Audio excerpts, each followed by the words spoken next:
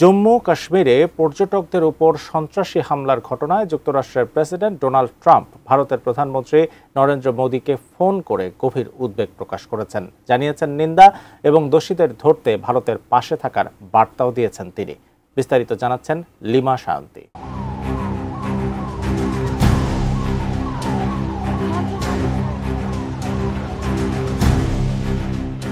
ভারত নিয়ন্ত্রিত কাশ্মীরে 22 এপ্রিল পর্যটকদের উপর বন্দুকধারীদের হামলায় 26 জনের বেশি নিহত হয়েছেন। ভারতীয় কর্তৃপক্ষ বিবিসিকে নিহতের সংখ্যা জানিয়েছে। 22 এপ্রিল বিকেলে কাশ্মীরের পেহেলগামে এই হামলা হয়। হিমালয়ের কোলে অবস্থিত মনোরম শহর পেহেলগামকে ভারতের সুইজারল্যান্ড হিসেবেও বর্ণনা করা হয়। জনপ্রিয় এই পর্যটন নগরীতে এই হামলা 2019 সালে পুলওয়ামা হামলার পর কাশ্মীরে সবচেয়ে প্রাণঘাতী হামলা এটি। এদিকে এই হামলার ঘটনায় তীব্র নিন্দা জানিয়েছেন যুক্তরাষ্ট্রের প্রেসিডেন্ট ডোনাল্ড ট্রাম্প। একই সঙ্গে এই ভয়াবহ হামলায় দোষীদের বিচারের আওতায় আনার জন্য ভারতকে সব ধরনের সমর্থনের বার্তা দিয়েছেন তিনি। সংবাদ মাধ্যম এনডিটিভির প্রতিবেদনে বলা হয়, জম্মু কাশ্মীরের পেহেলগামে পর্যটকদের উপর হামলার পরই মার্কিন জাতীয় নিরাপত্তা উপদেষ্টার কাছ থেকে বিস্তারিত খোঁজ নেন প্রেসিডেন্ট ডোনাল্ড ট্রাম্প। এর কিছুক্ষণ পরই সৌদি আরবে সরকারি সফরে থাকা ভারতীয় প্রধানমন্ত্রী নরেন্দ্র মোদীকে ফোন করেন মার্কিন প্রেসিডেন্ট।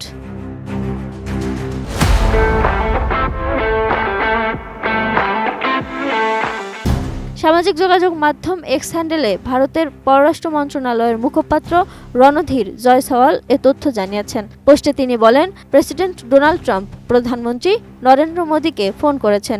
এ সময় জম্মু ও কাশ্মীরে সন্ত্রাসী হামলায় নিরীহ মানুষের প্রাণহানির জন্য গভীর সমবেদনা জানিয়েছেন তিনি।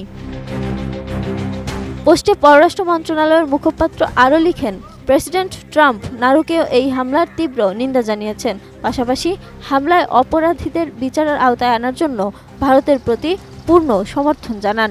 সন্ত্রাসের বিরুদ্ধে লড়াইয়ে ভারত এবং মার্কিন যুক্তরাষ্ট্র একসাথে লড়াই চালিয়ে যাবে।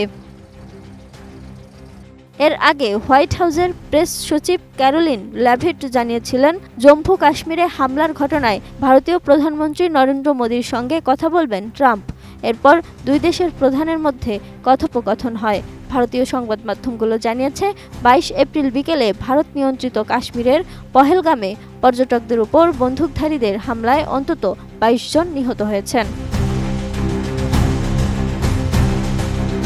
হিমালয়ের কোলে অবস্থিত মনোরম শহর পেহেলগামকে ভারতের সুইজারল্যান্ড হিসেবেও বর্ণনা করা হয়। জনপ্রিয় এই পর্যটন নগরীতে এই হামলা 2019 সালে পুলওয়ামা হামলার পর কাশ্মীরের সবচেয়ে প্রাণঘাতী হামলা এটি।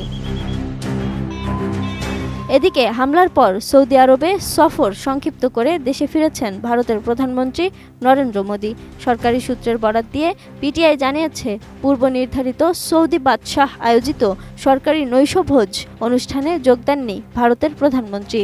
পূর্ব নির্ধারিত সৌদি বাদশাহ আয়োজিত সরকারি নৈশভোজ অনুষ্ঠানে যোগ দেননি ভারতের প্রধানমন্ত্রী।